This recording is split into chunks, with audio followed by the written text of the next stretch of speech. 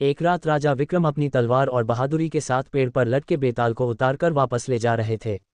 हमेशा की तरह बेताल ने कहा, राजन अगर रास्ते में बोलोगे तो मैं वापस टहनी पर जा लटकूंगा, लेकिन अगर मेरी कहानी का जवाब नहीं दोगे और जानते हुए भी चुप रहोगे तो तुम्हारा सिर फट जाएगा। राजा बोले, ठीक है, कहानी सुनाओ। बेताल की कहानी। एक राज्य में दो सबसे अच्छे दोस्त रहते थे, सोम और मोहन, दोनों एक दूसरे के लिए जान तक देने को तैयार। एक दिन दोनों की शादी अलग अलग गांव की दो बहनों से तय हो गई, सब कुछ अच्छा चल रहा था। पर अचानक एक रात डाकुओं ने हमला किया। मोहन बहादुरी से लड़ते लड़ते मारा गया, जबकि सोम ने किसी तरह अपनी पत्नी को बचाया।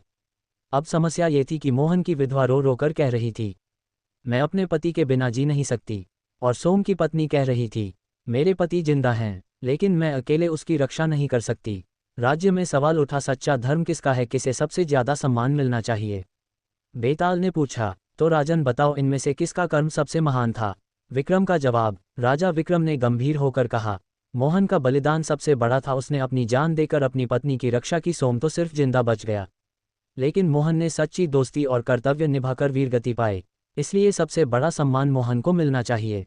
बेताल की शरारत। बेताल जोर से हंसा, हा हा हा राजन, तुम्हारा जवाब सही है, लेकिन तुमने बोल दिया, अब मैं फिर से अपनी पेड़ की टहनी पर जा लटकूंगा। और बेताल फुर से उड़कर वापस पेड़ पर जा बैठा।